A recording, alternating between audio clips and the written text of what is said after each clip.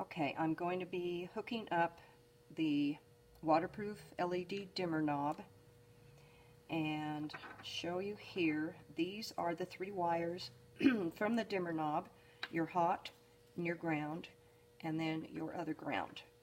So what you do, this is my power supply. So I'm hooking up the hot lead to the power supply and the ground to the power supply. That's the input. Now this white one goes to the LED. I'm hooking this up to this flush mount bolt.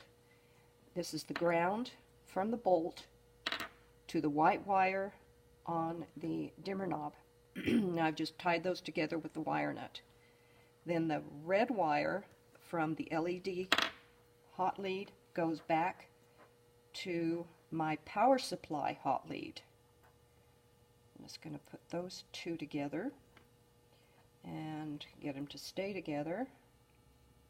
Okay. Now, when whoops, it's not staying together. Let me just twist them a little bit. Okay.